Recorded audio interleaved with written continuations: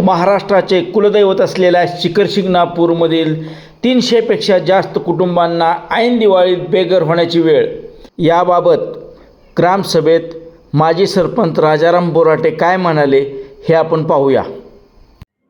प्रतिवादी असतील त्यांना कुठेही या असा महाराष्ट्र शासनाचा निर्णय आहे आणि त्याप्रमाणे या ठिकाणी त्या कोर्टाच्या निदर्शनास कुणी आणून दिलेलं नाही आणि त्यामुळं या ठिकाणी ज्या लोकांची अन्नसाहेब जी अतिक्रमण लोकांनी केलेले घर बांधलेले लहान मोठी आज 50,000 लाख रुपये 2 लाख 5 लाख 10 लाखापर्यंतची लोकांनी घर या ठिकाणी बांधलेली आहेत आणि या सर्व लोकांची घरं आज मी सर्वांना या ठिकाणी प्रशासनाला विनंती करतो, ग्रामपंचायतीला विनंती करतो की या सर्व लोकांची घरं या महाराष्ट्र शासनाच्या निर्णयानं या ठिकाणी सर्व घरं आणि जी अतिक्रमण लोकांनी केलेली आहे शासकीय जागेवरती ती सर्व या ठिकाणी नियमित करावी असा एकमुखी ठराव सरकारच्या वतीनं विनंती करतो. आज कोर्टाचा निर्णय काही असू द्या, यापूर्वी महाराष्ट्र शासनाला तुम्ही आता निकाल वाचला असेल 2011ला सुद्धा तुमची अतिक्रमण काढून टाकायची ऑर्डर झाली. हायकोर्टच्या निकालात सुद्धा नमूद आहे. वेळोवेळी अशी 2-3 वेळा ऑर्डर झाली आहे तरी सुद्धा आपण अतिक्रमण कुणाची काढली नाही. तुम्हाला किरकोळ नोटीस दिली असेल त्याच्यावर स्टॉप केले तुमच्या कुठेही संकट कोसळून दिलं नाही. यापूर्वी ग्रामपंचायत असेल ना आतापर्यंत आता सुद्धा या मध्ये ग्रामपंचायतीने तुम्हाला वाचवण्याचा बराचसा प्रयत्न केलेलाच आहे. या अफिडेव्हिट मध्ये सुद्धा दिलेलंच आहे बरंच अगदी तुमची पूर्णपणे काढून टाकावी असं सुद्धा म्हणलेलं नाही.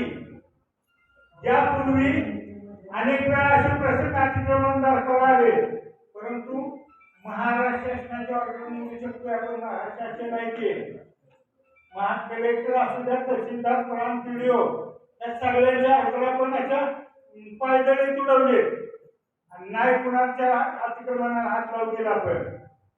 परंतु आता हायकोर्टची सोडवणे साहेब आरोग्यदार तुम्ही ही हायकोर्टची ऑर्डर आहे आणि आज ह्याला चॅलेंज तर तुम्हाला करावंच लागणार आहे आणि म्हणून आज सांगतो सर्वांच्या वतीनं की आज आपण या गटातील शासकीय पैसे जे मिळालेले आहेत नानासाहेब तुम्ही मुद्दा नोट करून घ्या. तुम्ही या ठिकाणी 1972-73ला उन्हाळी डांबरी पत्रे जो कैलासनगरचा एरिया आहे त्या ठिकाणी उन्हाळी पत्रे महाराष्ट्र शासनाकडून ती लोकांना घरं मिळाली ज्यांना घरं नव्हती त्यांना. याशिवाय अनेक वेळा शासनाच्या पैशांनी ज्यांना घरं नव्हती त्या लोकांनी 420 मध्ये असू द्या नाही 423 मध्ये असू द्या या ठिकाणी शासनाच्या पैशांनी घरं बांधलेले घरकुलं बांधलेले. आणि आज आपण यापूर्वी सुद्धा मंदिराचा बीड पडायला झाला म्हणून आपण या कोळीगडची लोकांना जागा कमी पडते म्हणून त्यावेळेला सुद्धा आपण एक प्रस्ताव केला महाराष्ट्र शासनाकडे कलेक्टरकडे आणि जवळजवळ 2 एकर जागा आपण त्यावेळेला प्लॉटिंग करून कलेक्टरची ऑर्डर घेऊन 50 लोकांना मुंगी घाटाच्या लोकांना आपण त्यावेळेस जागा दिली. आज मित्रांनो तुमची काही अडचण नाही, तुमचा 7-12 तुमच्या मालकीचा आहे, त्याला त्याकडे उतारा काढला तर तुमच्या मालकीचा आहे. त्याचप्रमाणे या लोकांची सुद्धा आता अण्णासाहेब या महाराष्ट्र शासनाच्या निर्णयाप्रमाणे आणि ह्याच्याप्रमाणे या सर्व लोकांची अतिक्रमित बांधलेली घरं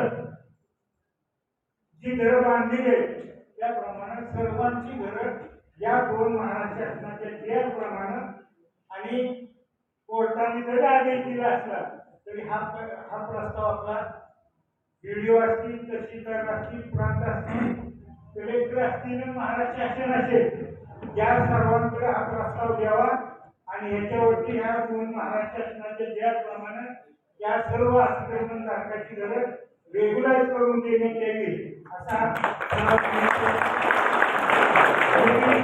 विनंती करतो आणि थांबतो. जय हिंद, जय महाराष्ट्र.